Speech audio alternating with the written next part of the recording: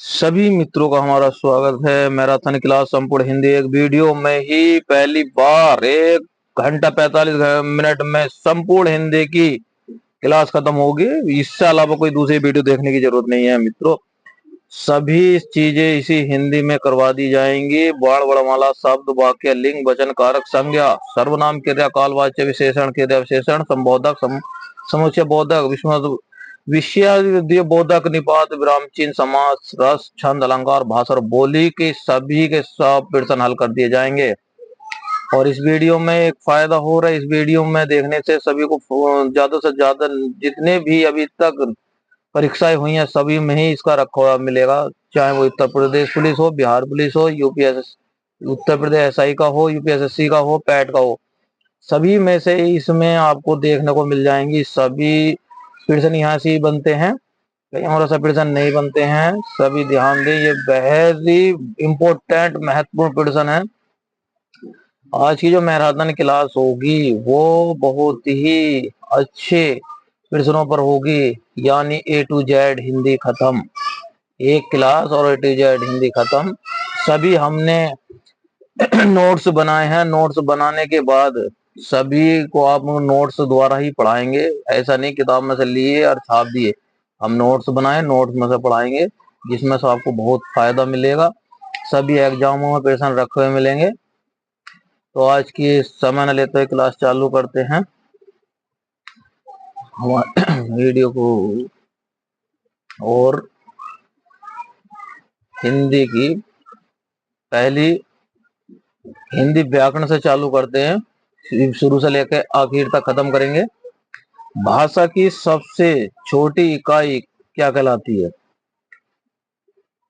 तो मित्रों, भाषा की सबसे छोटी इकाई क्या कहलाती है? वर्ण कहलाती है। ये ध्यान रखने वाली बात है। नोट इसे ध्वनि भी कहा जाता है। कई बार प्रश्नों में पूछ लेता है, सीटेट, यूपीटेट या यूपीएससी कई बार पूछ लेता है यहाँ से एक प्रश्न, छोटी से छोटी वह ध्वनि जिसके टुकड़े नहीं किए जा सकते वह कहलाती है, वर्ण कहलाती है। ये भी वेरी इंपॉर्टेंट प्रश्न है। व्यवस्थित शब्दों को क्या कहते हैं? वर्ण कहते हैं। वर्णमाला उच्चारण में कितने वर्ण होते हैं? 45 वर्ण होते हैं। जल्दी जल्दी करेंगे इसे खत्म, इतना क्योंकि सिलेबस बहुत है और समय कम है। लेखन के आधार पर कितने वर्ण होते हैं? 52 वर्ण होते हैं। उच्चारण के आधार पर 35 व्यंजन हो गए, 10 स्वर हो गए, तो कितने हो गए? 45। लेकिन लेखन के आधार पर भूजे लगे, उच्चारण के आधार पर अलग होंगे और लेखन के आधार पर वर्ण अलग होंगे। 13 स्वर होंगे, 35 व्यंजन होंगे और 4 संख्या तो वर्ण होंगे। तो सब टोटल कितने हो गए वर्ण वालों में? 52 वर्ण होंगे। स्वर कितने होते हैं? 11 होते हैं। तो ऐसे ही ये वर्णमाला चल रही है। और वर्णमाला से दूसरा है स्वर का अर्थ स्वतंत्र रूप से बोले जाने वाले वर्ण। स्वर का अर्थ होता है स्वतंत्र रूप से बोले जाने वाले वर्ण। तो स्वर ये आ गए। सबसे ज्यादातर पुलिस, यूपी पुलिस में हुआ, किसी भी परीक्षा एग्जाम में हुआ, यहाँ से एक प्रश्न जरूर पूछ लेता, हास्य स्वर, दीर्घ स्वर और प्लस स्वर। अब तीनों में से एक जगह से पूछ लेगा कि हास्य स्वर किसे कहते हैं, या दीर्घ स्वर किसे कहते हैं, प्लस स्वर किसे कहते हैं। हास्य स्वर वह स्वर होते हैं जो बोलने में कम समय लगता है। जैसे उदाहरण दिया है, छोटा आई, ई, ऊ, ऋषि। दीर्घ स्वर वो होते हैं, दीर्घ स्वर में उच्चारण बोलने में अधिक समय लगे तो उन्हें दीर्घ स्वर कहते हैं। कैसे? आप भी बताते हैं। इसमें बड़ा आ, बड़ी ई, बड़ा ऊ, ए डी, ऐसा ए नक और सौरत आदि। प्लुत स्वर जिसका उच्चारण धीर होता है, लंबा होता है, उन्हें प्लुत स्वर कहते हैं। जैसे हे राम, जय श्री राम। हाँ, तो ये आपकी दूसरी पीडीएफ भी हमने कंप्लीट करवा दी। तीसरी है व्यंजन। अब यह से पूछ लेता, संघोष और आघोष वर्ण किन्हें कहते हैं? अब यहां से चालू हो जाएगा। स्पर्श व्यंजन कितने होते हैं? ये वेरी इंपॉर्टेंट प्रश्न है, स्पर्श व्यंजन वाला। ये स्पर्श व्यंजन 25 यानी 25 होते हैं। अब अंत्यस्य अंत्यस्य तो बूझ लेता है। ये यूपी टेड में, सी टेड में आ जाता है। यह रह ले वह हो गया। उसमें हो गया स है हो गया। दूगण हुआ टेण है हो गया। अब संयुक्त व्यंजन में क्षत्रिय त्रय ज्ञ उश्रय योग 4। उच्चारण के आधार पर व्यंजन 35 हो गए, लेखन के आधार पर व्यंजन 39 हो गए। अवकारी शब्द जिन शब्दों के रूप में किसी प्रकार का परिवर्तन नहीं होता उन्हें अवकारी शब्द कह देते हैं। उदाहरण जैसे धीरे धीरे, किंतु, परंतु।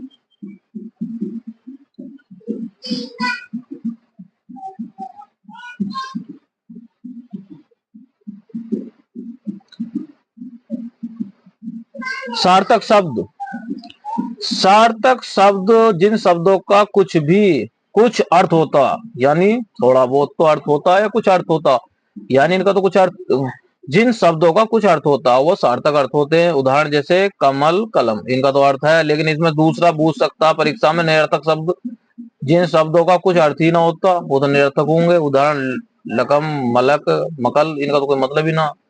अब वेरी इंपॉर्टेंट दो प्रश्न आ जाते हैं, तस्यम और तद्भव। ये भी पुलिस में बार बार रख देते हैं और परीक्षाओं में भी रखते हैं। तस्यम संस्कृत के शुद्ध, तस्यम शुद्ध, यानी संस्कृत के शुद्ध शब्दों को या संस्कृत में ही जो शब्द हैं तो उन्हें क्या कहते हैं, संस्कृत के तत्सम शब्द हो गए। जैसे क्या, ये जो संस्कृत के अंदर ये अग्नि, सूर्य, चंद्र, रात्रि, लेकिन संस्कृत के कुछ, यानी संस्कृत के जो शब्द वो आकर हिंदी में परिवर्तन हो गया जिनका, तो उन्हें क्या कहेंगे, तद्भव कहेंगे। संस्कृत के शब्द जिनका हिंदी में आकर रूप में परिवर्तन हो गया वह तद्भव शब्द कहलाते हैं। उदाहरण जैसे अग्नि का आग हो गया, सूरज का, सूर्य का सूरज हो गया, चंद्र का रात्रि का चंद्र रात हो गया, चांद रात।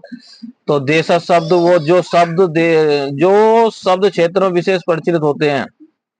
यूपी टेट में प्रश्न आया हुआ है, उदाहरण है चिड़चिड़ाना, पगड़ी, इतराना। विदेशी, यानी हिंदी भाषा में जो शब्द अन्य विदेश भाषाओं से आ गए, यानी बाहर विदेशों से आ गए। उदाहरण स्कूल, बैंक, रेल, ट्रैक, ये हो गए विदेशी। विकारी, जिन शब्दों के रूप में लिंग, वचन, कारक आदि के आधार पर परिवर्तन हो जाते हैं, जिन शब्दों के रूप में लिंग, वचन, कारक आदि के आधार पर परिवर्तन होते हैं उन्हें विकारी शब्द कहते हैं। अब वेरी इंपॉर्टेंट प्रश्न आता है, ऐसा पूछ लेता है विराम चिन्हों के बारे में। भाई विराम चिन्हों की भी तो जानकारी होनी चाहिए बच्चे को। एक आध सवाल तो पुलिस में पूछ लेता, हर बार पूछ लेता। अल्प विराम, ये वाला चिन्ह, अल्प विराम, ये आ गया। अर्ध विराम,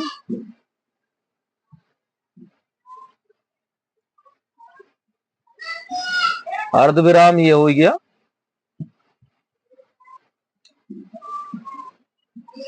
उपविराम, दो विसर्ग लग गए। पूर्ण विराम आपको सबको पता ही है, एक डंडा खींच दिया जाएगा। प्रश्नवाचक चिन्ह का सभी को पता है, बाद में प्रश्नवाचक चिन्ह लगाना। विस्मय चिन्ह ये हो गया। निर्देशक चिन्ह ये हो गए। कोष्टक चिन्ह जिसमें कोण, कोष्टक की यानी अंदर जो दर्शाया जाता कोण के। उदाहरण चिन्ह ये हो गया। योजक चिन्ह ये हो गया, एक डंडा खींच दिया जाता। विवरण चिन्ह आया था यूपी उत्तर प्रदेश पुलिस में अभी पीछे 2017 में, तो ये विवरण चिन्ह आ गया। ये सभी चिन्ह हमने कंप्लीट करवा दिए, एक बार परीक्षा में जरूर देख कर जाएं।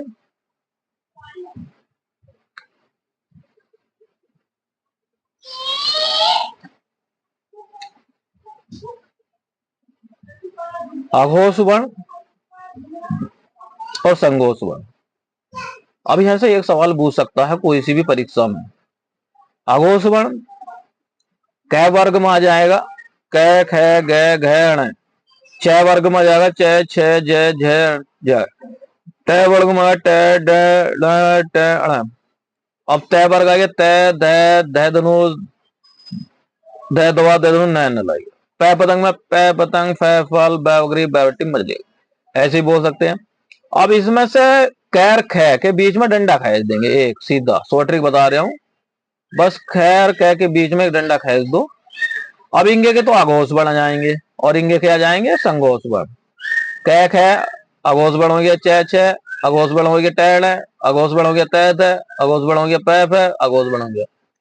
अब यहां से अंतस्य चार्ट, अब महापाण उष्म व्यंजन भी ऐसे ही बनेंगे। इन्हें अंतस्य चार्ट में, फिर बाकी को मिलाकर अंतस्य चार्ट,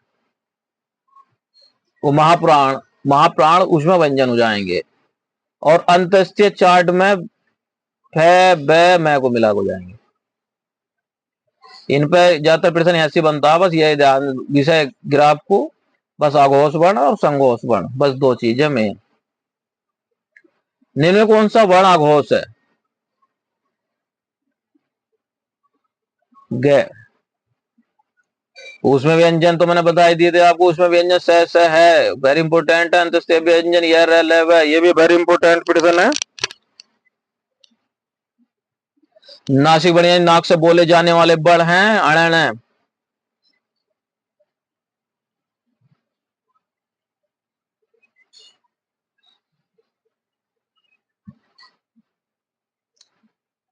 ये थोड़ी मिस्टेक हुई है तालव्य ध्वनि में लिखने में ही, लेकिन कोई बात नहीं, हम आपको बता देते हैं ध्वनियों के बारे में। जल्दबाजी में थोड़ी सी मिस्टेक हो गई है, कोई बात नहीं। ये तालव्य ध्वनि कंठीय, जीभ के स्पर्श से बोले जाने वाली वर्ण, यानी जीभ के स्पर्श से बोले जाने वाले वर्णों को कंठीय कहते हैं। तो इसमें कौन से जाएंगे? एक है और वर्ग है विसर्ग। तालव्य ध्वनि ये वेरी इंपोर्टेंट प्रश्न है, सी टेड यूपी टेड हर बार पूछ लेते हैं कि स और च और स कौन से वर्ग में, कौन से उसके आ रहे हैं? तालव्य ध्वनि के, यानी तालु और जीभ के स्पर्श से बोले जाने वाले वर्ण होते हैं।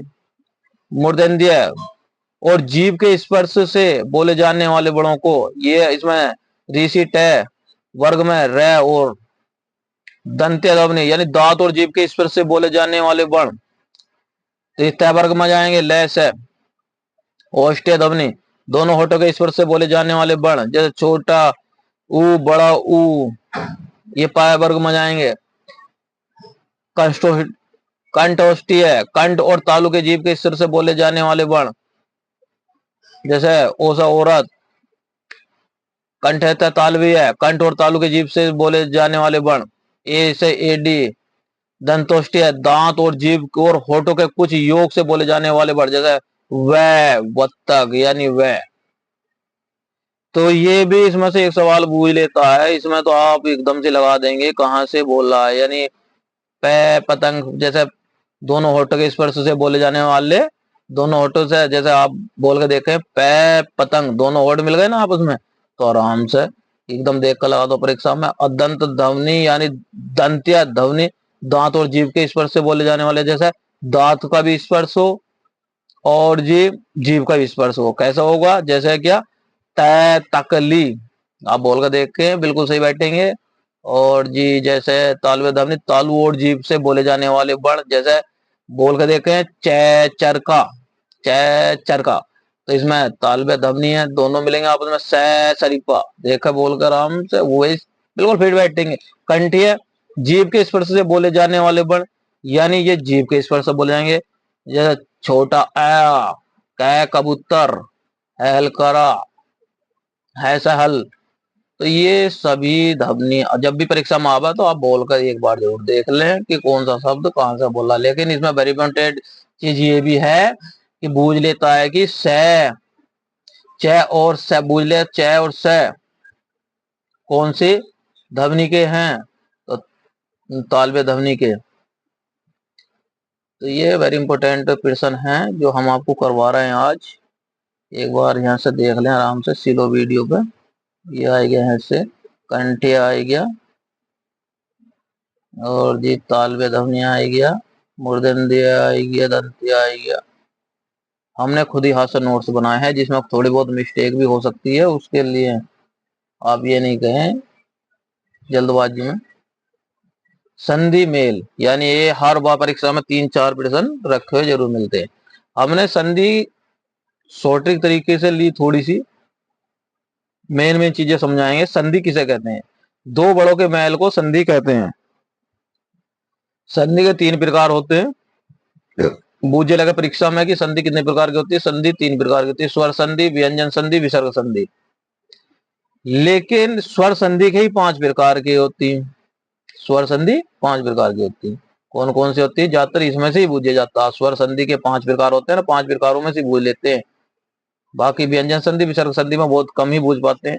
जैसे कि स्वर संधि में एक दीर्घ संधि आ गई, गुण संधि आ गई, वृद्धि संधि आ गई, यण संधि आ गई, आदि संधि आ गई। और इसमें वेरी नोट करने वाली बात है, हिंदी भाषा में स्वर 11 के प्रकार के होते हैं और उसी पर सभी संधि होती हैं। जैसे आ, छोटा बड़ा, छोटी बड़ी, छोटा बड़ा ऋषि, ए से एडी, ए से एनक, ओ से औरत।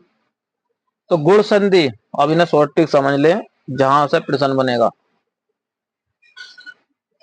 गुण संधि जहां पर एक की मात्रा आ जाए वह गुण संधि होती है। उदाहरण, देविंदर, देव प्लस इंद्र, तो कहा एक ही मात्रा आ जाए तो वहां क्या हो जाएगी? गुण संधि हो जाएगी। वृद्ध संधि, जहां पर ओ की मात्रा आ जाए वहां वृद्ध संधि होती है।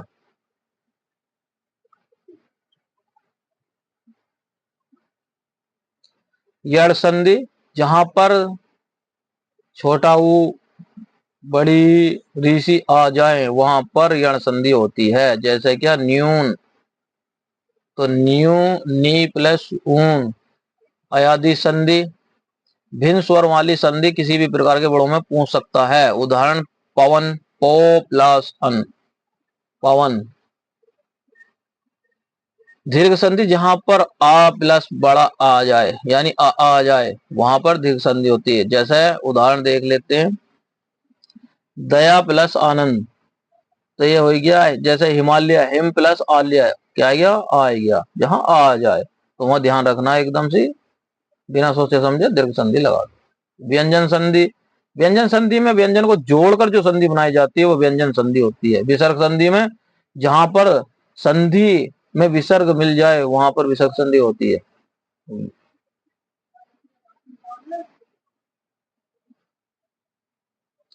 कालवाच्य, वाच्य की परिभाषा, कालवाच्य शब्द का अर्थ है बोलने का विषय। वाच्य का वह रूप है जो हमें यह बताता है कि क्रिया द्वारा की गई बात का मुख्य विषय, कर्ता और कर्म अथवा भाव है। वाच्य के भेद, वाच्य 3 प्रकार के होते हैं।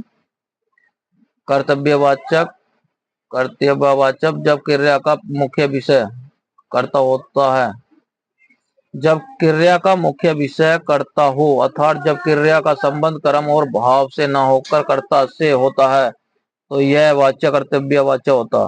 क्रिया के लिंग, वचन तथा पुरुषकर्ता के अनुसार ही लगाए जाते हैं। उदाहरण, बच्चा खेलता, कर्ता और दोनों एक ही वचन है। बच्चा खेलता, कर्ता और क्रिया दोनों बहुवचन है। राम खाना खाता, कर्ता और क्रिया दोनों पुल्लिंग है। राम खाना खाती है, स्त्री और क्रिया दोनों ही स्त्री, दोनों स्त्रीलिंग है। तो ये हो गए वाच्य, वाच्य की परिभाषा हो गई। वाच्य के भेद, वाच्य 3 प्रकार के होते हैं।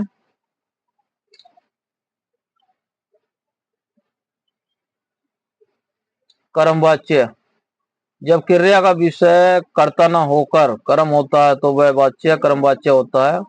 क्रिया के लिंग और वचन भी कर्म के अनुसार ही लगाए जाते हैं। उदाहरण, राम से काम किया जाता है, क्रिया और एक वचन पुल्लिंग है। सोहन द्वारा पुस्तक पढ़ी जाती है, कर्म और क्रिया दोनों स्त्रीलिंग है। धोबी से कपड़े धोए, मतलब धोबी से कपड़े धोए गए, तो कर्म और क्रिया दोनों है, बहुवचन है। कर्मवाच्य, जब क्रिया का विषय कर्ता न होकर कर्म होता है तो वह एक वाच्य कर्मवाच्य होता है। क्रिया के लिंग और वचन भी कर्म के अनुसार लगाए जाते हैं। उदाहरण, राम से काम किया जाता है, क्रिया और एक वचन पुल्लिंग है। भाववाच्य, जब क्रिया का विषय कर्ता और कर्म न होकर भाव होता है तो वह वाच्य भाववाच्य होता है। क्रिया के लिंग और वचन के भाव के अनुसार ही लगाए जाते हैं। भाववाच्य केवल अकर्मक क्रियाओं के साथ संभव है। भाववाच्य का प्रयोग असमर्थकता का और विश्वासता का प्रकट करने के लिए नहीं के साथ में किया जाता। उदाहरण, मुझसे चला नहीं जाता, उससे सोया भी नहीं जा सकता, उसने खाया भी नहीं जा सकता। इसमें एक बात और ध्यान रखनी है, अगर भाववाच्य पहचानना है तो सबसे पहले क्या करना, भाववाच्य अगर कहीं आ गया तो उसमें नहीं नहीं नहीं आ रहा तो समझो भाववाच्य आ रहा। ये ट्रिक है इसकी पहचानने की। और क्रमवाच्य में राम से काम किया जाता है, पुस्तक पढ़ी जाती है, यानी जिससे जो काम करवाया जा रहा है, जो काम कर रहा है, तो वो क्रमवाच्य हो गया।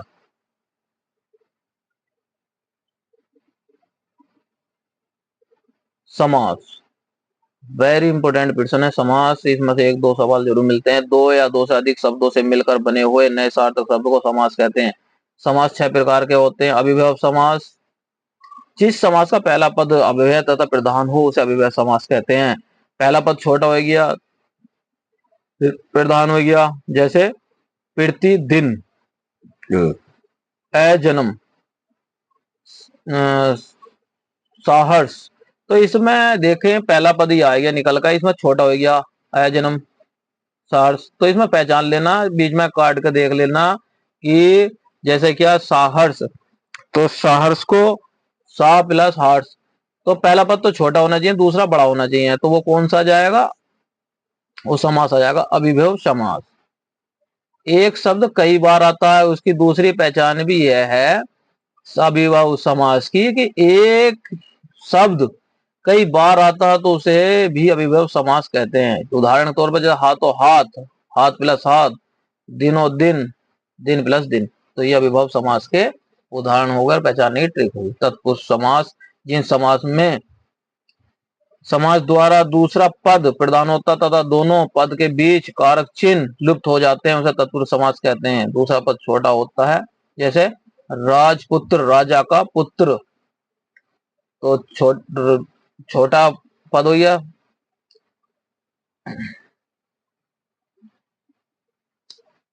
तत्पुरुष समास के 6 भेद होते हैं।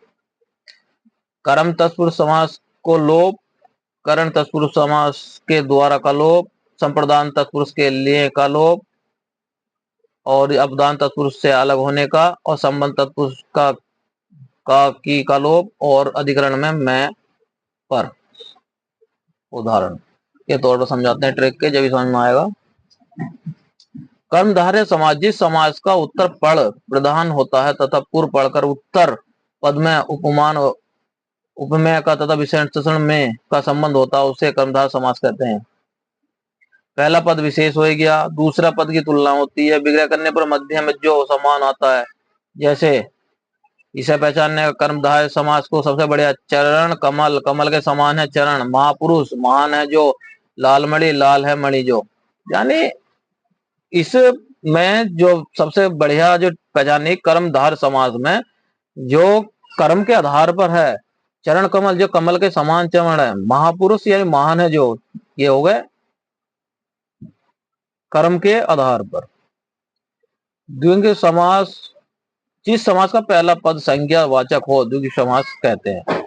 जिसमें समझो अगर वो बूझ रहा हो कुछ भी प्रश्न, ये भी सीटेट उसमें यूपी पुलिस में पूछा गया था 2017 में, ये दर्जन के विषय में कि दर्जन है, तो दर्जन क्या हो गया संख्या के बारे में, कितने हो गए दर्जन में 12, तो उसमें इसी आधार पर जिसमें गिनती आ रही हो, संख्या आ रही हो, तो द्विगु समास हो जाएगा। वो संख्या शब्दों का प्रयोग होता है, जैसे चौराहा तो 4 राहों का समांतर, त्रिकोण 3 कोणों का समांतर, तिरंगा तीनों रंगों का समान, तीनों रंगों का सम्मान। तो ये सबसे अच्छी ट्रिक है पहचानने की। द्वंद्व समास, जिस समास के दोनों पद प्रधान होते हैं तथा विग्रह करने पर अथवा स्वयं लगता है कि वह द्वंद्व समास कहलाता है।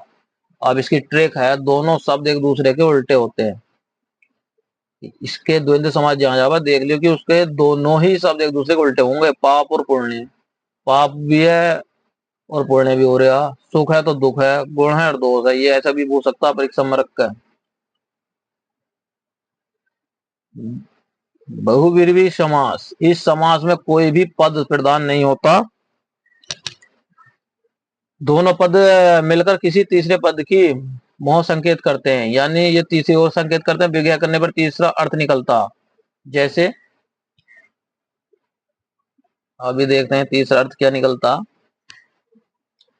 चतुर्भुज, चतुर्भुज 4 हैं भुजाएं जिसकी यथार्थ विष्णु, यानी विष्णु के बारे में संबंध, विष्णु के बारे में इशारा कर रहे हैं।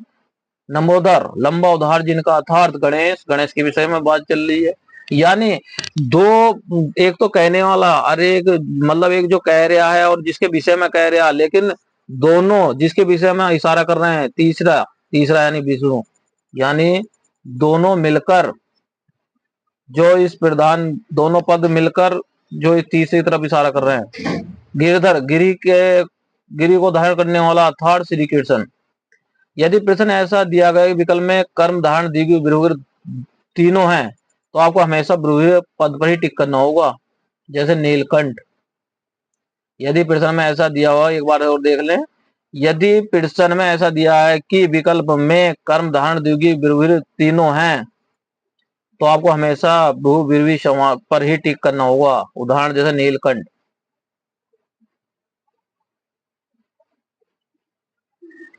अब है वेरी इंपोर्टेंट प्रश्न है, ये यूपी पुलिस में कई बार आ जाता है। बच्चे क्या करते हैं, रस के याद कर लेकर डायरेक्ट श्रृंगार का रीति हो गया, वीर रस का उस्ता हो गया, शांत का निर्वेद हो गया, अद्भुत का आचार्य हो गया, भयानक का भय हो गया, रुद्र का क्रोध हो गया, भक्ति का रस भक्ति देवरति हो गया, वात्सल्य का वात्सल्य हो गया, वीरवतिष्य का रस जुगुस्ता हो गया, करुण का हो गया शोक। लेकिन रस तो पढ़ के चले गए, लेकिन अब जाकर एग्जाम में पूछ लिया कि रस कितने प्रकार के होते हैं, हो जाकर गोल मामला। आधे बच्चे तो याद करके जाते हैं, वो तो लगा देंगे, लेकिन मित्रों ऐसा नहीं करना है।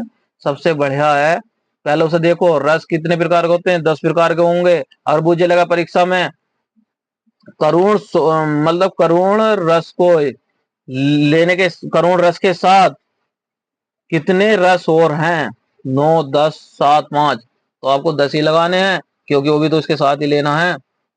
अब बहुत ज्यादातर परीक्षा में क्या पूछ लेता, एक वो पंक्ति देगा, पंक्ति देने के बाद में उसमें से बीच में पूछ लिया किसके ऊपर चल रही है।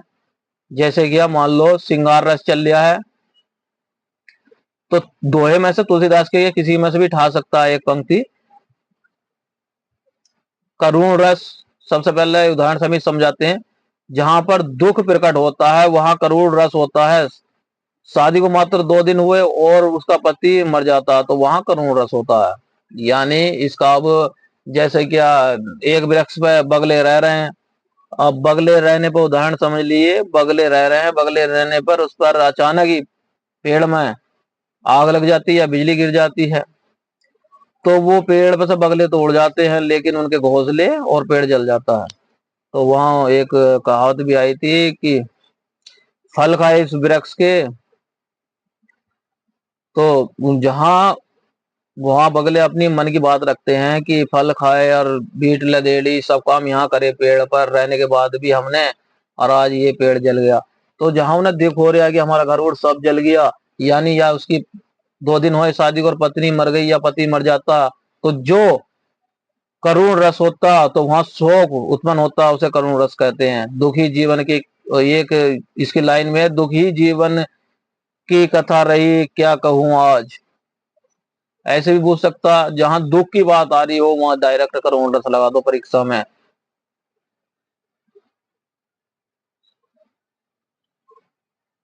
वीर रस, जब वीर अथवा साहसी के मन में लड़ते हुए उत्साह उत्पन्न होता वहां वीर रस कहते हैं। वीरों का कैसा हो बसंत, वेरी इंपॉर्टेंट है ये लाइन। वीरों को कैसा हो बसंत, सुमित्रा रानी चौहान, सुमित्रा चौहान की ये पंक्ति है, सुमित्रा चौहान की। वीरों का कैसा हो बसंत, तो वीर रस का स्थायी भाव उसका हो जाएगा। यानी भी इसके वीर रस के बारे में कहीं भी जो बात आ रही है, यानी जो उसका स्थायी भाव उत्पन्न हो रहा, तो उसे क्या कहेंगे, गुस्सा हो रहा है इसका।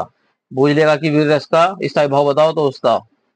श्रृंगार रस, जिस तरह स्त्री के गहने पहनने पर चारों चांद लग जाते हैं, तो उस तरह काव्य में श्रृंगार के आने से चारों चांद लग जाते हैं। इसका हो जाएगा उदाहरण, तुम आ जाते एक बार कितनी करुणा, कितने संदेश पद में बेचे जाते बन प्राग। श्रृंगार रस स्थायी भाव रीति, श्रृंगार रस का रीति।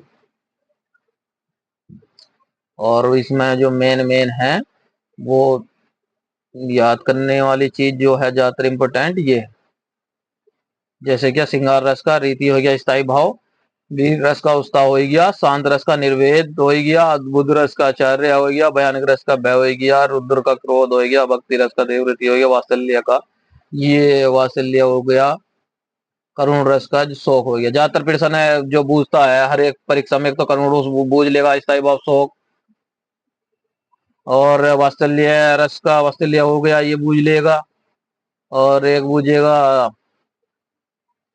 शांत का निर्वेद, वीर का उस्ता, श्रृंगार रस का रीति, ये तो ज्यादातर परीक्षा में पूछे जाते हैं। तो ये रस हमने समाप्त करवा दिए हैं, और जो उदाहरण देखने हैं आपको, उदाहरण देखने की जरूरत ही नहीं पड़ने की, क्योंकि इतने बढ़िया कर हम समझाते जा रहे हैं कि देखने की जरूरत नहीं पड़ने की अगली वीडियो। और जो हमारी है इससे अगली वीडियो आई है छंद पर। देखिए छंद पर वीडियो जो आई है, ये छंद पर जो सवाल पूछ लेता है, अभी पीछे 2017 में एक सवाल पूछा गया था छंद पर, बहुत अच्छा सवाल था। उसमें मैं वीडियो बना भी रहा था, लेकिन आवाज ना आने के कारण बोर्ड पर वीडियो बना रहा था, तो वीडियो पूरी बन नहीं पाई, लेकिन मैं उसमें विस्तार से समझा रहा था सभी को। जो परीक्षा प्रश्न आए थे, दोबारा वीडियो मुझे बनानी पड़ेगी वो, और दोबारा वीडियो बनाने में समय अगले कल को हम उस वीडियो घेरेंगे। इसमें एक प्रश्न आया था, दोहा और रोला छंद को क्रम से मिलाने पर कौन सा छंद बनता है। ये वेरी इंपॉर्टेंट प्रश्न है, इससे अलग बता रहा हूं मैं। तो दोहा और रोहला छंद को मिलाने पर कुंडलिया छंद बनता है। इसमें 6 पंक्तियां होती हैं, ये ध्यान रखने वाली बात है। रोला और उल्लेला को छंद को मिलाने पर छपाया छंद बनता है। ये मुझे बताना था, क्योंकि ये प्रश्न आएगा हमारा छंदों पे।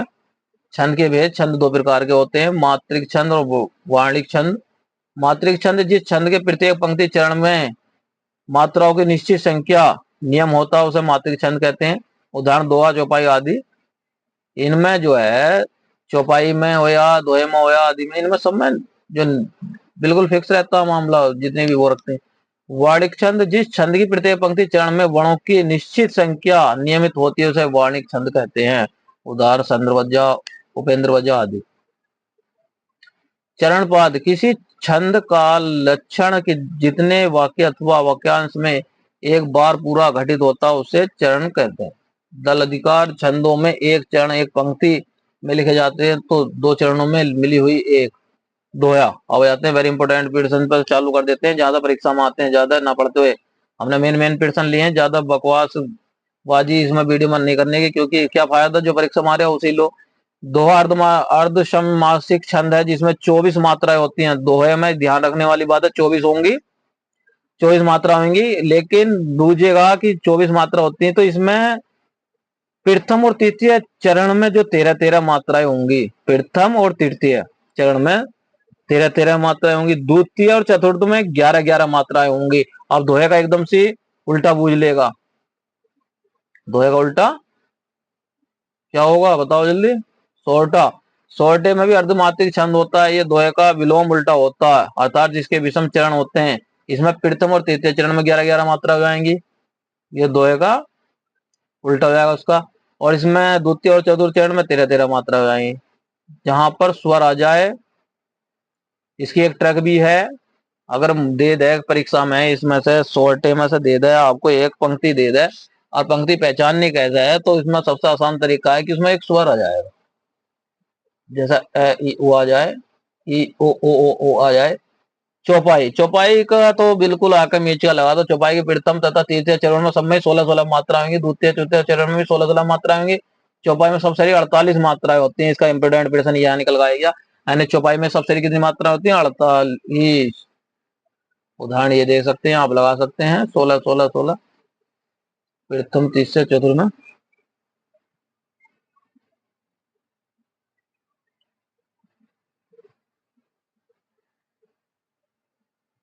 अलंकार,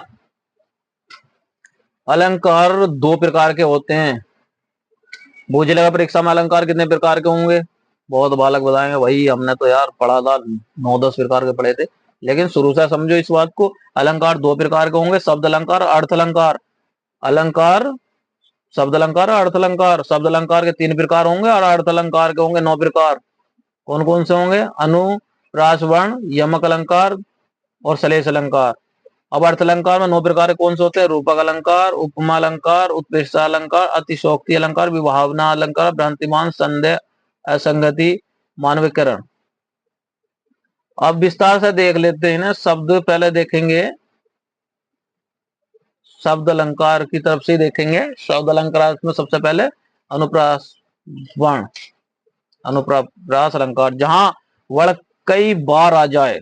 हमने सॉर्टिक तरीके से लिए हैं। जब बाल को समझा, आज आपने समझ लिए, दूसरी यूट्यूब पर क्या दिखाते हैं? पढ़ा दिया और शाम तक सपा। क्यों सपा? क्योंकि उसमें ट्रिक के साथ नहीं बताते, बच्चे याद नहीं रख पाते। लेकिन हम ट्रिक के साथ बताते जाएंगे जो बच्चा भूले नहीं परीक्षा के एंड तक, भला परीक्षा देने के बाद भी जिंदगी भर याद में रहे, माइंड में रहे। अनुप्रास अलंकार, जहां वर्ण कई बार आ जाए वहां अनुप्रास अलंकार होता। उदाहरण तन्नी, तनुजा, तमाल, तरोबर, बहु, छाय। तो तन्नी आ गया, तय आ गया, देखो क्या बार आ गया, तय तय तय तय। यहाँ पर तय वर्ण कई बार आया है तो अनुप्रास अलंकार होगा। या कोई भी पैराग्राफ देख लियो, उसमें कुछ भी आ रहा हो, कई बार आ रहा है वही शब्द, तो वो अनुप्रास अलंकार होगा।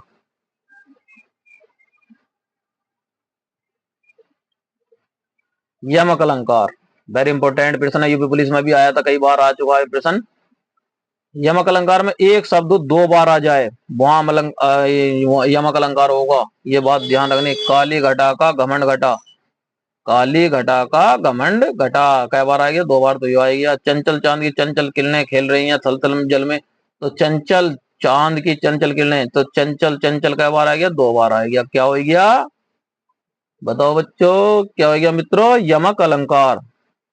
श्लेष अलंकार, श्लेष अलंकार जब चिपका हुआ, यानी अलग अलग पेज को एक ही जगह चिपका दिया जाए तो एक ही शब्द का अर्थ अलग अलग होता है, तो वहां जो होता है श्लेष अलंकार होता है। उदाहरण दिया गया है, आप भी कोई भी उदाहरण दे दे परीक्षा में तो यहाँ से देखिए। पानी गए ना और मोती मनुष्य, चून मोम सा तन, धुल चुका दीप सा मन, जल उठा दिन उदय, गिरी मंच पर रघुवर बाल पतंग, सो तुम जानू। तो हिंदी अनुवाद है इसका, मनुष्य के लिए अलग अर्थ, मनुष्य के लिए अलग अर्थ, चूने के लिए अलग अर्थ, तन के लिए अलग अर्थ। तो मैं आशा करता हूं जो वीडियो मैं पढ़ा रहा हूं उसमें सबके समझ में आ रहा होगा। और आपने बहुत सी वीडियो भी देखी होंगी, पढ़ाते रहते हैं, हार्ड लेवल में भी सवाल ले जाते हैं, लेकिन हार्ड लेवल में ले जाने क्या फायदा? हार्ड लेवल में ले जाने के बाद में बच्चा माइंड में रखता ही ना, भूल जाता, थोड़ी देर बाद वीडियो देखने के बाद में भूल जाता, परीक्षा देने जाता है ना, पढ़ाया तो था भूल गए, उससे क्या फायदा? चीज ऐसी पढ़ाओ जो माइंड में रहे, एंड तक रहे। उपमा अलंकार, अब अर्थ अलंकार का भाग 2 चालू हो गया जिसमें 9 आएंगे। उपमा अलंकार, उपमा अलंकार का अर्थ होता है समीप लाना, उसका मापन करना। जहां सा शब्द शॉर्ट ट्रिक हम ऐसा नहीं, अब इतने अलंकार है, बच्चा कहाँ लो ध्यान रखेगा, कहाँ लो, मतलब छात्र हो, स्टूडेंट हो, कोई भी हो, तो कहाँ लो ध्यान रखेंगे? बूझे लगा परीक्षा में कोई पंक्ति रखे कि उपमा अलंकार है, कौन सा अलंकार है, बूझ लिया तो भाई पंक्ति रख कर बूझे लगा, तो हमें तो पता नहीं, लेकिन हम इसकी ट्रिक बताएंगे। जहां सा, ध्यान देने बात है, जहां सा सी सा शब्द आ जाए तो तुम्हें कुछ नहीं करना, आखिर मेज का परीक्षा में उपमा अलंकार पर लगा दियो, कभी गलत नहीं जाने का। रूपक अलंकार, जहां आ जाए योजक चिन्ह आ जाए वहां रूपक अलंकार होगा। बीच में जहां भी योजक चिन्ह आ जाए कभी जिंदगी में गलत नहीं होने का, चाहे वो कितनी बड़ी परीक्षा हो, योजक चिन्ह आ गया तो बीच में अगर ये चिन्ह आ रहा है योजक वाला, जिसपे ये मेरी ये जो चल रहा माउस चल रहा है, योजक चिन्ह आ गया तो वहां भी कभी भी गलत नहीं होने का। उत्प्रेक्षा अलंकार, जहां पर वाक्यों में मैं हूँ शब्द आ जाए वहां उत्प्रेक्षा अलंकार होता है। जैसे मनुहु मानो, मनुहु सो तुम जानू, तो क्या आ गया? मनुहु सो तुम जानू। तो जहां ये आ गया हु मनुहु, तो ये क्या आ गया? उत्प्रेक्षा अलंकार। अतिशोक्ति अलंकार, बहुत ज्यादा व्याख्या करने वाला, बड़ा चढ़ाकर बोल देने वाला। इसकी पहचान ऐसा करनी है, हनुमान की पूंछ में नहीं लग पाई आग, नगरी साली जल गई। बताओ, हनुमान की जब पूंछ में आग ना लगी तो नगरी कहां जल जाएगी भाई? तो ये कोई क्या बड़ा चढ़ाकर बात होगी ना। विभावना, नगरी जली स्वर्ग को छूने, नगरी चली स्वर्ग को छूने, कह चली जाएगी भाई? विभाव, तो ये जो जहां बढ़ा चढ़ाकर बात कही जा रही है एकदम पहचान लियो पंक्ति में, तो वो अतिशोक्ति अलंकार होगा। विभावना अलंकार बिना किसी कारण के विभावना दिखाना, बिना किसी कारण के विभावना दिखाना। उदाहरण, बिन पद चले सुनो, बिनु कान कार, बिनु कर्म करो विधु नान। तो ये विभावना दिखाना, किसी किसी कारण के विभावना दिखाना। अभी भ्रांतिमान, जहां पर भ्रम हो जाए वह भ्रांतिमान अलंकार होता। उदाहरण, एक मनुष्य अपने आप को देखकर दूसरा उसके ही तरह दिखाई देता तो वह भ्रांतिमान होता है। संदेह, जहां पर उसकी वस्तु को देखने पर संदेह, यानी जहां पर दूसरा कोई आ जाए तो उसे संदेह अलंकार कहते हैं। जैसे साड़ी बीच नारी है या साड़ी ही नारी है, तो यह कौन सा हो जाएगा? संदेह हो जाएगा। असंगति, जहां का मतलब होता है कि कार्य हो रहा लेकिन दिखाई कहीं और दे रहा हो। असंगति का कारण क्या? वर्षा तो हो रही है, तो मित्रों ये प्रश्न देखो कितना बढ़िया रखा। उदाहरण, वर्षा हो रही है यहाँ लेकिन भीग कोई हो रहा है। लक्ष्मण को तीर लगा लेकिन राम कहते हैं घाव मुझे हो रहा। कितनी अच्छी पंक्ति देखो। मानवीकरण, जहां उसकी तुलना मानव से की जाती है। मानवीकरण, ये तो ये आपका असंगति का मैंने बता दिया है, अगर आ जावे तो यही पंक्ति रख दें कि लक्ष्मण को तीर लगा लेकिन राम कहते हैं घाव मुझे होया। तो मतलब आदमी जैसे क्या वो है कि अपने आप को दिखा रहा है, जैसे क्या चोट उसका लग गई लेकिन वो मान्या की चोट दूसरे का लगी, लेकिन वो मान्या वर्षा हो रही है लेकिन भी कोई और रहा, लेकिन अपनी बात ना रखते हुए दूसरे के बारे में विषय में सोचे जा रहे हो। तो असंगति का मैंने उदाहरण दिया, तो ये आवे तो ऐसा कम आते हैं ये परीक्षा में, फिर भी मैं पढ़ा रहा हूँ, क्या पता कौन सा कहाँ सा एग्जाम में रख दे। मानवीकरण, जहां उसकी तुलना मानव से की जाती है। जैसे मरे हुए व्यक्ति की जीवित व्यक्ति से तुलना करना, यानी जहां उसकी तुलना मानव से की जाती है, यानी मरे हुए व्यक्ति की जीवित व्यक्ति से तुलना करना। जैसे बादल को देखकर जीवित मनुष्य की तुलना करना, तो एकदम सही है ये तो मानवीकरण। ये अलंकार हमने पूरे करवा दिए। तो जो वेरी इंपोर्टेंट अलंकार हैं वो मैंने बता दिए हैं आपको। और संज्ञा, एक सवाल हर बार पूछ लेता है इसमें संज्ञा में से, ये कोई जरूरी नहीं है संज्ञा तो याद सबको याद होनी चाहिए, शुरू से पढ़ते जाना। किसी भी व्यक्ति वस्तु स्थान या भाव के नाम को संज्ञा कहते हैं।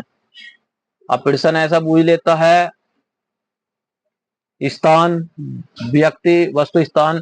जैसे क्या व्यक्ति के बारे में सवाल पूछ लिया, वस्तु के बारे में पूछ लिया, स्थान। जैसे आदमी, मनुष्य एक गेट के बाहर, अंदर, बाहर, मतलब बाहर और अंदर, बाहर भी अंदर है और बाहर है, एक ही जगह है बाहर और अंदर, तो वो किस चीज को दर्शा रहा है? तो अंदर बाहर दोनों स्थान को दर्शा रहा, तो वहां भाव के नाम को। तो ऐसी वस्तु के विषय में, जब वस्तु के विषय में बात की जाएगी, उदाहरण राम, ब्राह्मण, पश्चिम सागर आदि। अब संज्ञा के भेद पहले दिशा समझ लेते हैं, बाद में उदाहरण समझा देंगे। व्यक्ति वाचक संज्ञा, जातिवाचक संज्ञा, भाववाचक संज्ञा। व्यक्तिवाचक संज्ञा जिस शब्दों से किसी निश्चित प्राणी, व्यक्ति, वस्तु अथवा स्थान के नाम का बोध होता है उसे व्यक्तिवाचक संज्ञा कहते हैं। जैसे व्यक्तिवाचक संज्ञा में जिस सब कौन कौन से जाएंगे? लाल किला आ गया, ताजमहल आ गया, अमेरिका आ गया, भारत आ गया, रामायण आ गया। ये कौन से आ जाएंगे? व्यक्तिवाचक संज्ञा। अब जातिवाचक संज्ञा जिस शब्दों में किसी संपूर्ण जाति का बोध होता हो, ऐसी जातियों के नाम बताने वाले शब्दों को जातिवाचक संज्ञा कहते हैं। जैसे एक ही जातिवाचक संज्ञा, जैसे क्या नदी, नगर, पर्वत, लड़का, लड़की, नर, भैंस, गाड़ी, चिड़िया, सेना, पुस्तकालय आदि। तो इसमें जातिवाचक में पता चल गया कि नदी है, नगर है, पर्वत है, लड़का है या लड़की है, तो क्या पता चल गया? जातिवाचक हो रहा है।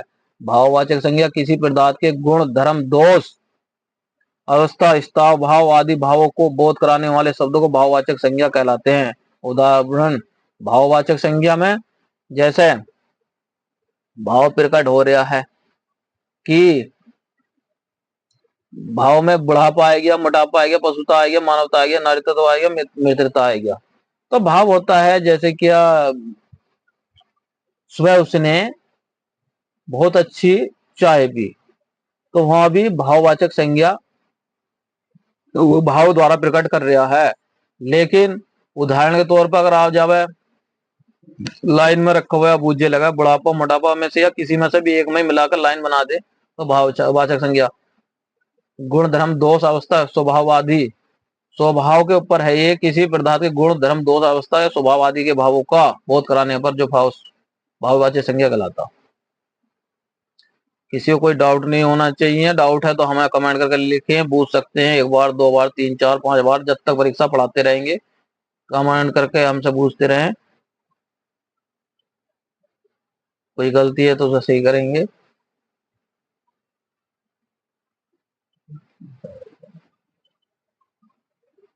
सर्वनाम परिभाषा, जिन शब्दों का प्रयोग संज्ञा के स्थान पर किया जाता है उन्हें सर्वनाम कहते हैं। सर्वनाम 6 भेद होते हैं। प्रश्नवाचक आ गया, पुरुषवाचक आ गया, संबंधवाचक आ गया, निजवाचक आ गया, निश्चयवाचक आ गया, अनिश्चयवाचक आ गया, निश्चयवाचक आ गया। पुरुषवाचक सर्वनाम, जिन सर्वनामों का प्रयोग व्यक्तिवाचक संज्ञा के स्थान पर होता है उन्हें पुरुषवाचक सर्वनाम कहते हैं। एकदम पढ़ना है जल्दी जल्दी, कोई ज्यादा भारी नहीं होते हैं ये, समझने की बात है, बस जो समझ गया वो कर आएगा और जो नहीं समझने का वो नहीं करने का। अब करें क्या बच्चे, एक यूट्यूब पर तो यहाँ से देख लिया, दूसरा कहीं और से देख लिया, उसने कुछ हार्ड लेवल में समझा दिया, दूसरे का हल्का हुआ समझा दिया, सब तरह माइंड में खिचड़ी सी बना लेते हैं एक तरीके की, वो समझने में पूरा नहीं आता कि उसने दूसरे तरीके से समझा दिया ना यार, मास्टर गुरुजी ने तो वैसा समझाया था, गुरुजी वैसा समझा रहे, समझाना महत्व नहीं रखता, प्रश्न वही है, सवाल वही है, समझना आपको है, आप समझिए सही तरीके से तो आपका माइंड में से कभी नहीं निकलेगा। आप पहली बात तो सबसे पहले ठंडे दिमाग से शांत मन से ये देखने की कोशिश करें कि सवाल में क्या बूझ रहा है और हमें उत्तर क्या देना है। परीक्षा हॉल में जा रहे हैं तो सबसे पहले माइंड पर प्रेशर नहीं लेना है, जो सवाल बूझ रहा है याद है तो लगाएं, याद ना है तो दूसरे सवाल को पकड़ लें। जब टाइम नेगेटिव मार्किंग है तो गलत प्रश्न ना चुनें, जबरदस्ती गलत ना करें क्योंकि और भी प्रश्न काट देगा वो। तो पुरुषवाचक सर्वनाम में जिन सर्वनाम का उपयोग व्यक्तिवाचक संज्ञा के स्थान पर होता है उन्हें पुरुषवाचक सर्वनाम कहते हैं। जैसे उदाहरण देख लें, मैं, हम, तुम, आप, वह, ये, वो, ये सब पुरुषवाचक सर्वनाम के भेद होते हैं। उत्तम पुरुषवाचक में प्रथम, जिस सर्वनाम का प्रयोग बोलने वाले अपने के लिए करते हैं, जैसे मैं, हम, मुझे, मेरा, हमारा, हमको, ये कौन सा गया उत्तम पुरुष में। या मध्यम पुरुषवाचक में आ जाएगा, जिन सर्वनाम का प्रयोग बोलने वाले सुनने वाले के लिए करते हैं।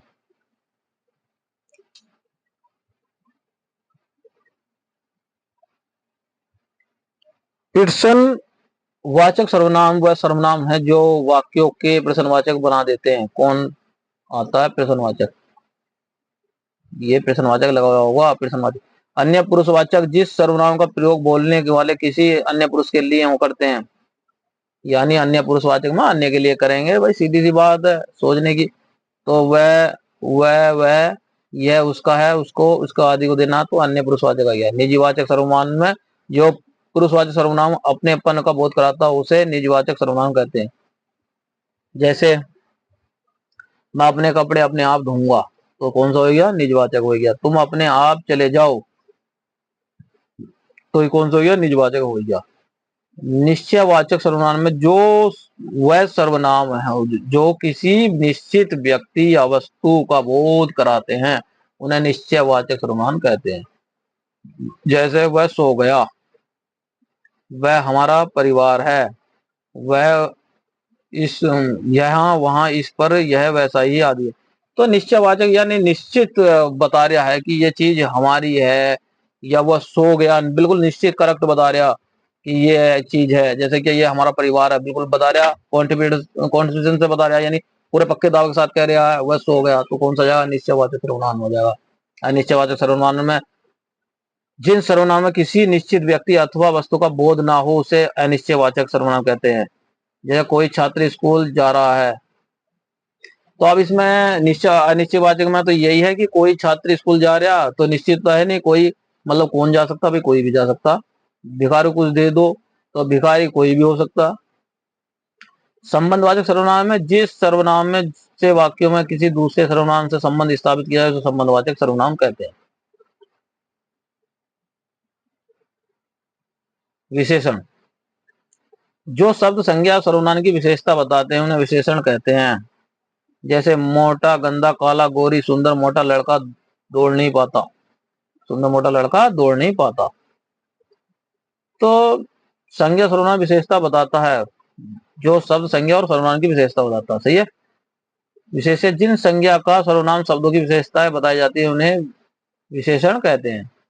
जैसे उदाहरण देख लो, नीलाकाश नीली विशेषण, नील आकाश नीला विशेषण हो गया, और आकाश विशेष्य विशेषण हो गया। के भेद, विशेषण के चार भेद होते हैं। गुणवाचक हो गया, परिमाणवाचक हो गया, संकेतवाचक हो गया, संज्ञावाचक हो गया। गुणवाचक में विशेष संख्या व सर्वनाम शब्दों के गुण या दोष का बोध कराने वाले शब्दों को गुणवाचक विशेषण कहते हैं। जैसे अच्छा बुरा, काला पीला, मोटा पतला, गोल अगला पिछला, देशी विदेशी, वीर काया, प्रेमी क्रोधी, चीनी जापानी, अमीर, ये कौन से हो गए? गुणवाचक हो गए सब। परिमाणवाचक विशेषण में जिन विशेषण शब्दों की संज्ञा तथा सर्वनाम शब्दों के माप तोल विशेषता का ज्ञान होता है उन्हें परिमाणवाचक विशेषण कहते हैं। जैसे अभी यूपी ये प्रश्न वेरी इंपोर्टेंट आ गया, प्रमाणवाचक, इसमें पूछ जाता अभी प्रश्न 2017 में नेक्स्ट वाले में फर्स्ट मीटिंग में पूछा गया। एक में रख दिया 10 मीटर कपड़ा और जी एक 10 मीटर कपड़ा है, उसमें 1 दर्जन केला है और अंगूर सेब रख दिया। तो परिमाणवाचक में क्या होगा? 10 मीटर कपड़ा होगा। क्यों होगा? क्योंकि भाई वो तो पहले से ही 10 मीटर बता रहा, तो उसका तो उन्होंने नाप तोल की विशेषता पहले से ज्ञान है, उसे ज्ञान है पहले से, उसका विषय में पता है, तो क्लियर जिस चीज का पहले से विषय में उन्होंने नाप तोल या कुछ भी कर लिया हो तो उसे परिमाणवाचक कहेंगे। ये वेरी इंपॉर्टेंट प्रश्न है, आ सकता है।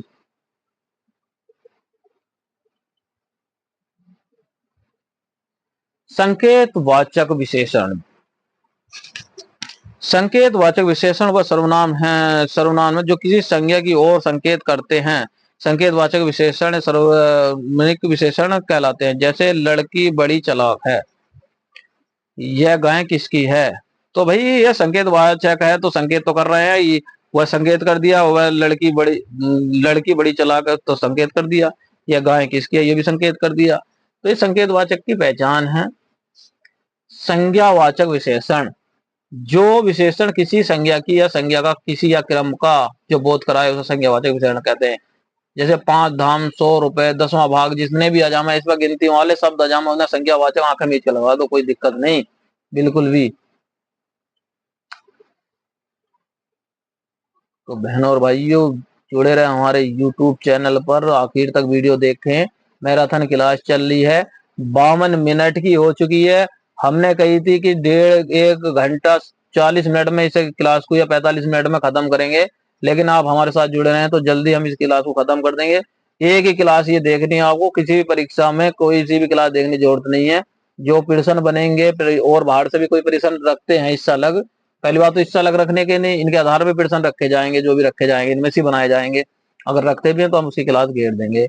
आप हमें लिखकर भेज देना कि कौन से जो रह गया है उसकी भी क्लास हम भेज देंगे।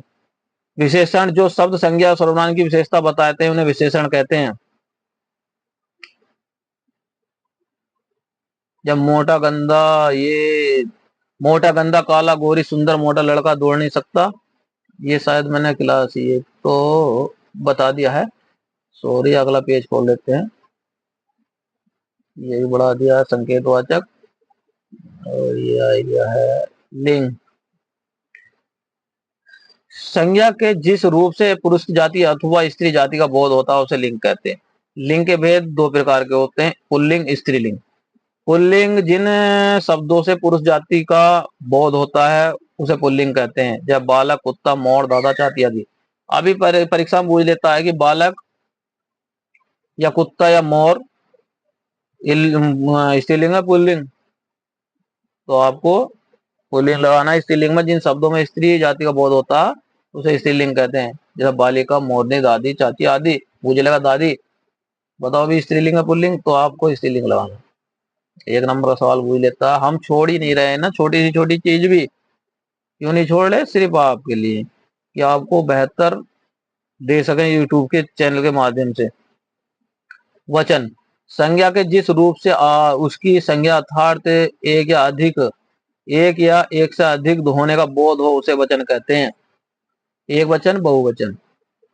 एक वचन में संज्ञा के जिस रूप में उसके एक होने का बोध होता है उसे एक वचन कहते हैं, जैसे लड़का, लड़की, हाथी, घोड़ा, पुस्तक आदि। बहुवचन संज्ञा के जिस रूप से उसके एक से अधिक होने का बोध होता है उसे बहुवचन कहते हैं, जैसे लड़के, लड़कियां, कुत्ते, बेटे, बेटियां, कुर्सी आदि। तो इसमें एक से अधिक होने का बोध हो रहा है, बहुवचन। आप कह रहे होंगे इतने हल्के हल्के पढ़ाने की क्या जरूरत है? भाई हल्के नहीं, इनमें से भी सवाल आ जाते हैं। हल्के सवालों से ही ऐसा होता है, आप हल्के के चक्कर में गलत भी कर जाते हैं। बहुत तो ओवर कॉन्फिडेंट, मतलब ज्यादा अपने आप को सोचते हैं हम ज्यादा पढ़, मतलब होशियार हो गए, समझदार हो गए, कि वो ऐसा करते हैं जल्दबाजी में, जो हल्का सा क्वेश्चन देख लेते हैं उसके चक्कर में जल्दी से जल्दी देखते भी ना दूसरे कॉलम को भर जाते हैं। अब बाद में कहते हैं भाई यार गलत हो गया, मूड खराब हो गया। तो आदमी को चाहे कितनी नॉलेज होनी चाहिए, फिर भी उसकी जिज्ञासा ऐसी होनी चाहिए कि हमें जैसे उसके विषय में पता ही नहीं, हम दूसरे से उसके विषय में जानकारी लें। जब भी आप सक्सेस होंगे, आगे बढ़ेंगे। कर्म के आधार पर क्रियाएं। अकर्मिक क्रियाएं जिस क्रिया का व्यापार कर्ता तक ही सीमित रहे, अर्थात जहां कर्म की जरूरत ही नहीं, उसे अकर्मिक क्रिया कहते हैं। जैसे दीपक हंस दीपक हंसता है, कमल सोता है, सीता खेलती है। इसमें हंसना, सोना और खेलना अकर्मिक क्रियाएं हो गई। तो अकर्मिक क्रियाएं वाला एक सवाल भी आ जाए तो आपको डायरेक्ट लगा देना है कि जो क्रियाएं कर रहा है, जैसे दीपक हंसता है, कमल सोता है, सीता खेलती है, क्या क्रियाएं चल रही हैं? हंस रहा है भाई दीपक, और कमल सो रहा है, दोनों आ गए, और सीता खेल रही है, तीनों आ गए। अकर्मक क्रियाएं। सकर्मिक क्रियाएं जिस क्रिया के व्यापार का फल कर्ता से मिलकर किसी दूसरी वस्तु पर पड़ता है, अतः जहां कर्म को आवश्यकता हो, उसे सर्मिक क्रियाएं सकर्मिक क्रियाएं कहते हैं। जैसे सुगंधला भोजन बनाती है, अध्यापक छात्रों को पढ़ाता। तो इसमें सुगंधला क्या कर रही है? भोजन बना रही है, अध्यापक छात्रों को पढ़ा रहा है। प्रयोग के आधार पर क्रियाएं। सामान्य क्रियाएं भाषा में जो क्रियाएं रूढ़ शब्द के रूप में प्रचलित होती हैं, वह वहां आया है, राम गया है, वह आया है, और राम गया है, ये प्रयोग के आधार पर क्रियाएं। संयुक्त क्रियाएं जो क्रियापद दो या दो से अधिक धातुओं से मिल से कर बनता है उसे संयुक्त क्रिया कहते हैं। जैसे नरेश ने निबंध लिख लिया है।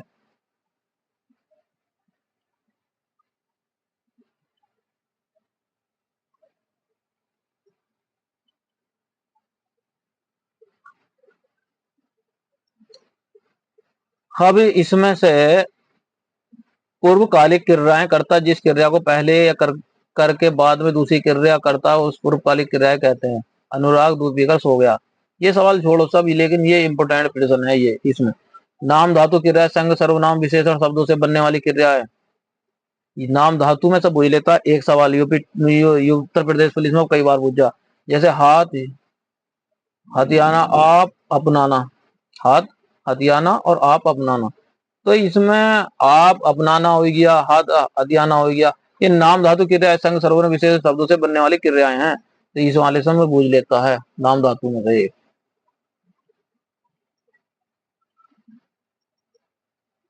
अब आ जाता अवकारी शब्द, अव्यय। जिन शब्दों का वाक्य में प्रयोग होने पर लिंग, वचन या कारक पुरुषों के करण में कोई परिवर्तन नहीं होता, उन्हें अवकारी अव्यय कहते हैं। अवकारी क्रिया विशेषण संबंध बोधक, समुच्चय बोधक, विस्मय बोधक। क्रिया विशेषण जो अवकारी शब्द क्रिया की विशेषताएं प्रकट करते हैं वह क्रिया विशेषण कहलाते हैं। जैसे राजेश दौड़ता है, बूढ़ा आदमी धीरे धीरे चलता है। इसके चार भेद होते हैं। स्थानवाचक वह बाहर, इधर उधर। कालवाचक रात भर, आजकल, अभी। परिमाण वाचक अधिक, थोड़ा थोड़ा, कम। वृत्तिवाचक कैसे, अचानक, सबसे तेज। संबंधवाचक जो अपकारी शब्द या संज्ञा सर्वनाम के साथ मिलकर उसका संबंध वाक्य अन्य शब्दों को बताता है वो संबंधवाचक कहलाता है। चलो इसे नहीं लेके इम्पोर्टेंट सवाल ले लेते हैं।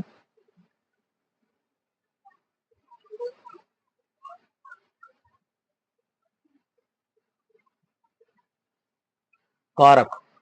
कारक 8 प्रकार के होते हैं। ये वेरी इंपॉर्टेंट है भाई, परीक्षा के हर परीक्षा में आता।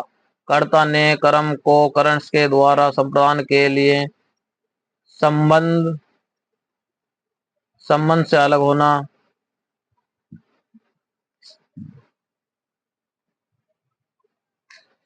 कर्ता ने कर्म को करण के द्वारा संप्रदान के लिए संबंध से अलग होना अधिकरण के काकी के और संबोधन है ओ आर अपादान पेड़ से गिना। तो ये ध्यान रखने की बात है। इस सब में ये पैराग्राफ जिन्हें याद कर लिया वो 8 प्रकार के कारक को आराम से लगा देगा परीक्षा में पढ़ते ही। या कर्ता ने कर्म को करण किसी के द्वारा संप्रदान के लिए संबंध से अलग होना अधिकरण का की और संबोधन है वो और अपादान पेड़ से गिना। तो इनके बीच में भी आपको ये लिखे हुए मिलेंगे, कर्ता ने शब्द मिलेगा, कर्म को शब्द मिलेगा, करण के द्वारा मिलेगा संप्रदान के लिए, लेकिन ये याद होने चाहिए जब आप कर पाएंगे संप्रदान के लिए। जैसे देख लेते हैं, कर्ता कारक संज्ञा का वह स्वरूप है जो क्रिया करने वाले का बोध कराता। श्याम ने पढ़ा, कार ने टक्कर मारी, तो ने आ गया। कर्ता ने जब याद होंगे जब तो करेंगे आप। कर्म को के ये कर्म को अभी आ जाता बीच में। तो क्रिया के फल का प्रकार जिस पर पड़ता उसे कर्म कारक कहते हैं। उदाहरण, राम ने रावण को मारा, वो आ गया।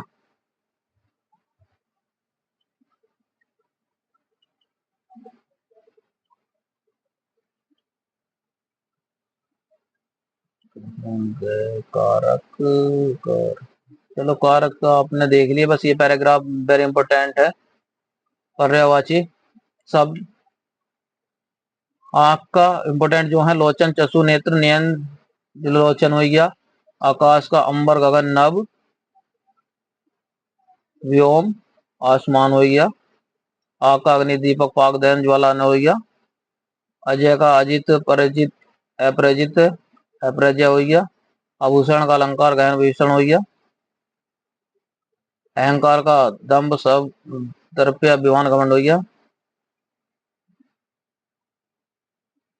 ये सभी पर्यायवाची आपको देखने, मैं इतने वो पर्यायवाची नहीं बता सकता, समय कम है, लेकिन डिस्प्ले पर जरूर चला सकता हूँ जिससे आप रोक कर वीडियो को देख सकते हैं, याद कर सकते हैं आराम से। ये देखिए आराम आराम से चला सकता हूँ। जो उसका पता नहीं चल रहा वो हमसे पूछ सकते हैं, लिख कर पूछ सकते हैं कैसी। और पर्यायवाची हैं जो इनमें से आएंगे सब, कहीं से नहीं आने के, सभी पर्यायवाची लिखे हुए हैं।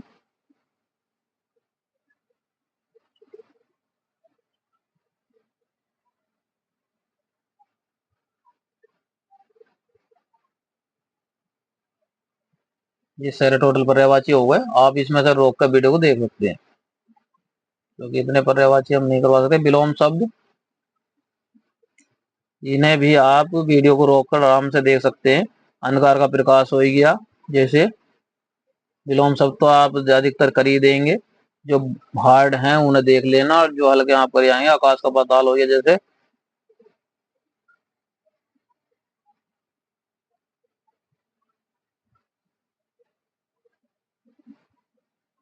शांति का शांति हो गया। शौक का हर्ष हो गया। सहक्रिया का निष्क्रिया हो गया। कनिष्ठ का ज्येष्ठ हो गया। ऐसी ही ज्ञानी का अज्ञानी हो गया। नवीन का प्राचीन हो गया।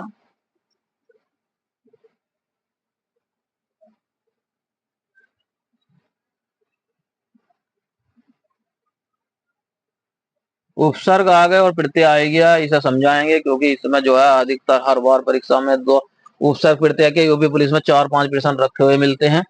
तो इसमें जो अच्छा है, इसमें बहुत हल्का है ये, और हल्का होने के कारण इसमें फिर भी गलत कर जाते हैं। क्यों कर जाते हैं? उपसर्ग और प्रत्यय। तो हिंदी के 3 प्रकार के उपसर्ग प्रचलित हैं। संस्कृत के उपसर्ग है, हिंदी उपसर्ग है, उर्दू के उपसर्ग है। अब उस उपसर्ग जो होंगे वो सबसे प्रारंभ में लगेंगे, ये ध्यान रखने वाली है, और प्रत्यय जो लगेंगे सबसे बाद में लगेंगे। संस्कृत के उपसर्ग हो जाएंगे जैसे कि आगमन,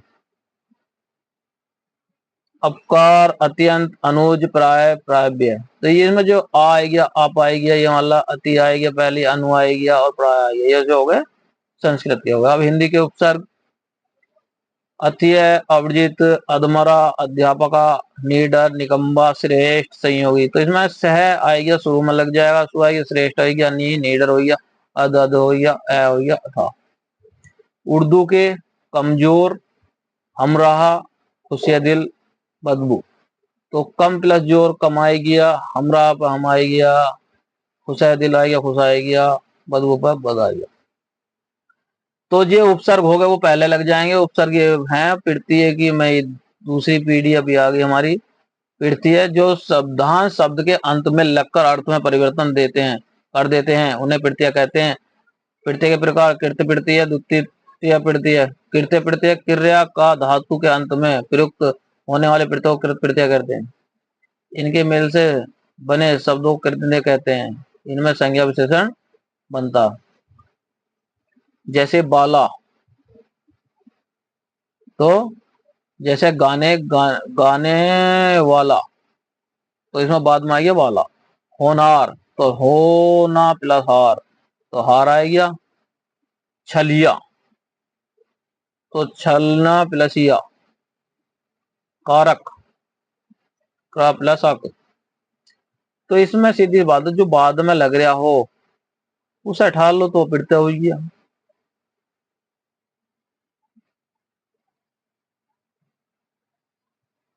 सबको पता चल गया प्रत्यय और उपसर्ग का। अब जो है इसमें गलत होने का सवाल ही ना होने का।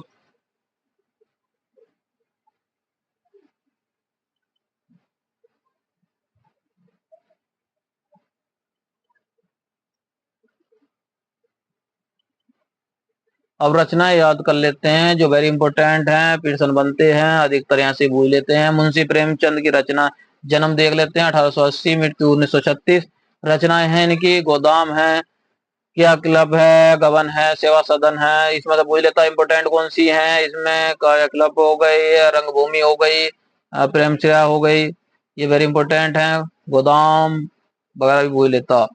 तो ये जो है इनकी रचनाएं हो गई। मैथिली शरण गुप्त की प्रमुख रचनाएं हैं। हिंदी साहित्य के इतिहास में खड़ी बोली के प्रथम महत्वपूर्ण कवि थे। इन्होंने साहित्य जगत में दादा नाम से जाना जाता, और बोले दादा नाम से जाना जाता मैथिली शरण गुप्त को। इनको राष्ट्रीय कवि भी कहा जाता। दो इनके वेरी इंपोर्टेंट नाम हो गए, एक तो इन्हें राष्ट्रीय कवि भी कहा जाता और दादा नाम से भी जाना जाता। इनका जन्म 3 अगस्त 1886, मृत्यु हुई 12 दिसंबर 1964। इन्होंने जो अपनी लिखी भारत भारती वेरी इंपोर्टेंट लिखी, साकेत लिखी, दर्द लिखी वेरी इंपोर्टेंट है, पंचवटी यशोधारा ये वेरी इंपोर्टेंट है, भारत भारती दर्द साकेत। महादेवी वर्मा की प्रमुख रचनाएं हैं यामा रश्मि, तो रश्मि में सब पूछ लेता, वेरी इंपोर्टेंट है।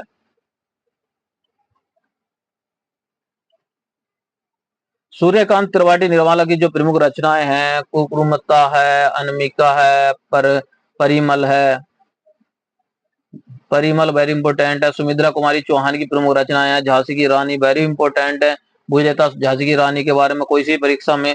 मुकुल हो गया, त्रिधारा हो गया, बिखरे मोती, दोनों इंपोर्टेंट है, झांसी की रानी और बिखरे मोती।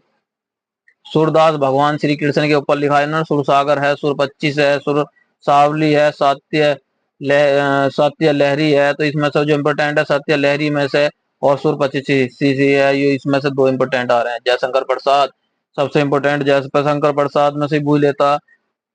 जयशंकर प्रसाद का 30 जनवरी 1889, और ये मृत्यु 15 नवंबर 1937। इन्होंने जो लिखा प्रेम पथिका लिखा है, स्कंद गुप्त लिखा है, तितली लिखा है, तितली बहुत इंपोर्टेंट है इनकी। पथिका है, कंकाल है, झन्ना है, इंपोर्टेंट है, इरावती है, ये इंपोर्टेंट है, आंसू है, ध्रुव स्वामी है, जनमीय है, इंद्रजाल है, आंधी है, छाया, आकाश से दीप है, नाग यज्ञ है, ये इनकी सभी। तो ये परीक्षा में सभी देख कर जाएं। मलिक मोहम्मद जासी ने पद्मावत लिखा है, इन्होंने वेरी इंपोर्टेंट है। चित्रलेख है, वेरी इंपोर्टेंट है। कहरनामा है, आखिरी कलम है। विष्णु शर्मा की प्रमुख रचना पंचतंत्र है। अयोध्या सिंह उपाध्याय की अधखिला फूल है। प्रिय प्रवास है, वेरी इंपोर्टेंट है। रस कलश है, प्रजम प्रोशन है, वेरी इंपोर्टेंट है। चंद्र बरदाई ने पृथ्वीराज रासो लिखा। रामचंद्र शुक्ल ने चिंतामणि रस मीमांसा लिखा। और ये गोस्वामी तुलसीदास, यानी हमारी लास्ट की है, ये लास्ट की हमारी जो रहेगी गोस्वामी तुलसीदास की, श्री राम जी के बारे में लिखा है इन्होंने। 1 घंटा 9 मिनट में हमने कंप्लीट कर दिया है, जो मोस्ट इम्पोर्टेंट प्रश्न थे सभी को। इंशाल्लाह परीक्षा में कुछ नहीं आने का, कुछ आएगा तो आप हमें लिख कर भेजें, कमांड करें। तो गोस्वामी तुलसीदास जी ने श्री राम जी के रामचरितमानस के बारे में विनय पत्रिका लिखा है, दोहावली लिखा है, कवितावली लिखा, गीतावली लिखा। सारे इंपोर्टेंट इनका विनय पत्रिका, दोहावली, कवितावली, गीतावली, वैराग्य, संजीवनी, पर्वत्य, मंगल, जानकी मंगल, रामधारी सिंह दिनकर, उर्वशी, वेरी इंपोर्टेंट, ओंकार, रेणुका, कुरुक्षेत्र। देविकानंद खत्री जी ने चंद्रकांता लिखा। कड़ीश्वरनाथ रेणुका की मेलाचल है। वृंदावन लाल वर्मा के मृगराणी है। तो ये सभी हमने कंप्लीट करवा दिए जो मेन मेन इंपोर्टेंट पर्सन थे। आज की जो हमारी वीडियो बनाने का मकसद था ये थी मैराथन क्लास। हमारी मैराथन क्लास इसका हमने टाइम दिया था 1 घंटा 45, संपूर्ण हिंदी कंप्लीट, लेकिन हमने 1 घंटा 10 मिनट में ये कंप्लीट करी आपको। कुछ सवाल हमने कारक वगैरह पूरे विस्तार से नहीं लिए क्योंकि हमने वेरी इंपॉर्टेंट ले लिए थे बीच बीच में जो आते हैं। परीक्षा के फर्स्ट रिवीजन की वीडियो थी ये। तो इसमें जो है आप कोई सी परीक्षा में यूपी पुलिस की हो, बिहार पुलिस की हो, यूपीएससी की, उत्तर प्रदेश एसआई की हो, उत्तर प्रदेश एसएससी की हो, पैट की हो, सी टेट की हो, यूपी टेट की हो, तो सामान्य हिंदी मैराथन क्लास है ये। सभी में यही से प्रश्न बनेंगे, कहीं से बाहर से तो प्रश्न बनाने का नहीं है एग्जामिनर। हमने जो मेन मेन चीजें थी सभी पढ़ा दी। अगर प्रश्न होंगे यूपी पुलिस की तैयारी कर रहे हैं बच्चे, अब एग्जाम आने वाला, तो उसके लिए जो वेरी मेन मेन प्रश्न है हम अगली वीडियो में डाल देंगे जो परीक्षा में इसमें से ही प्रश्न बनेंगे। और जो वेरी इंपोर्टेंट प्रश्न है जीके के और हिंदी के दोनों प्रश्न डाल देंगे। अभी मैथ के और रीजनिंग के हम अभी प्रश्न डाल नहीं रहे, डालने के नहीं अभी अपनी यूट्यूब पे, क्योंकि अभी हमें मैथ और रीजनिंग के लिए एक मास्टर की हम तलाश कर रहे हैं। अगर आप में से कोई मैथ और रीजनिंग पढ़ाना चाहता है और इच्छुक हो तो हमारे यूट्यूब चैनल से संपर्क कर सकते हैं और जो है हमसे संपर्क करें। और हमें जो है एक टीचर की जरूरत भी है जो मैथ और रीजनिंग दोनों परफेक्ट तरीके से यूट्यूब पर पढ़ा सके। और जो है अब हम आपके ये क्लास पूरी हो चुकी है और हम आशा करते हैं आप सभी यूपी पुलिस की परीक्षा में और बिहार पुलिस की परीक्षा भी हो रही है उसमें भी आप अच्छे नंबरों से उत्तीर्ण हो और सभी सक्सेस हो क्लास में। कोई भी परीक्षा देने से पहले आप परीक्षा देने जा रहे हैं तो बिल्कुल माइंड आपका शांत हो। और आप ये गलती और कर लेते हैं, कुछ सवाल मैथ का रीजनिंग का ले लिया, उसमें हार्ड कुछ सवाल आपका नहीं आया तो उसमें जो सवाल में ये गलती कर लेते हैं, सवाल जैसा आएगी आपका थोड़ा हार्ड आएगी और वो आपसे नहीं हुआ तो आप जो तैयारी करके गए हैं तो आप नर्वस हो जाते हैं, आप मतलब टेंशन ले लेते हैं एक तरीके की, यार ये गलत हो गया, तो आप सोचते हैं कि पूरा पेपर ही खराब हो गया, मेरा तो पूरा पेपर खराब हो गया। ऐसा नहीं है, जो सवाल नहीं आ रहा उसे छोड़ दो, दूसरा सवाल लो, वो भी समझ में ना आ रहा तीसरा लो, फिर यानी हिंदी में से ले लो कुछ सवाल जो हल्के हों उन्हें कर लो। तो अगर आप हल्के सवाल करेंगे तो आपका मोटिवेशन, यानी आप जो है एक तरीके से एकदम से अगर हल्के सवालों से आप करते जाएंगे तो आप इतने जो सवाल ना भी आ रहे हैं आपके वो भी सवाल आप कर सकते हैं बाद में। अगर शुरू में ही आप अपना मूड खराब कर लोगे, जो आपका माइंड शांत है ठंडा है, तो वो खराब हो जाएगा और खराब होने पर जो है आपका सारा सिस्टम बिगड़ जाएगा। तो इसलिए पेपर देने से पहले अगर ऐसे भी होता है, बहुत से बच्चे जैसे बुकलेट आई, बुकलेट में जैसे कि नाम लिखना है और आपकी जो नाम उम लिखना है, रोल नंबर बनना है, तो गलत हो गया वो, तो उसके माइंड में एक बात बैठ जाती है बच्चे के कि मेरा तो पूरा पेपर ही खराब हो गया, पेपर में तो काफी भी नहीं जचने की है, मैं तो रिजल्ट भी नहीं आने का। ऐसा कुछ नहीं है। जो भी आपको दी जाती है बुकलेट भरने के लिए, तो सबसे पहले बात सुन लें कि उसमें दो तीन है वो चीजें भरवाता है, रोल नंबर भी भरवाता है, रजिस्ट्रेशन भी भरवाता है, डेट ऑफ बर्थ भी भरवाता है, वो नाम भी भरवाता है। कोई बात नहीं, एक आदमी गलत हो रही तो उसमें काटा पीटी या वाटना ना लगाएं। अगर लगाएंगे तो उससे आपको दिक्कत हो जाएगी, तो जैसा है ऐसी छोड़ दें, जो क्लास टीचर है उससे जानकारी लें और स्वयं कभी भी काटा पीटी ना करें, टेंशन बिल्कुल लें, काफी आपकी जचेगी, हर हाल में जचेगी, क्योंकि दो तीन चीजें भरवाते हैं। तो आपसे सभी को हम आशा करते हैं कि आपको वीडियो अच्छी लगी होगी। वीडियो को लाइक और सब्सक्राइब कर दें, आपके लिए इतनी मेहनत करी, नोट्स लिखे और जो गलती हुई हो उसके लिए हम माफी मांगते हैं। अगर कुछ दिक्कत हो वीडियो में, कुछ गलत हो तो आप हमें लिखकर भेज सकते हैं और अच्छी वीडियो बनाने की कोशिश करेंगे। आपके सहयोग से ही हम पढ़ा रहे हैं और आपका ही सहयोग मिलेगा तो और अच्छी वीडियो बनाएंगे। सभी के अच्छे रहने की और सबके अच्छे जो पेपर है उसमें अच्छा करने की हम शुभकामनाएं करते हैं। आपका दिन शुभ हो। धन्यवाद।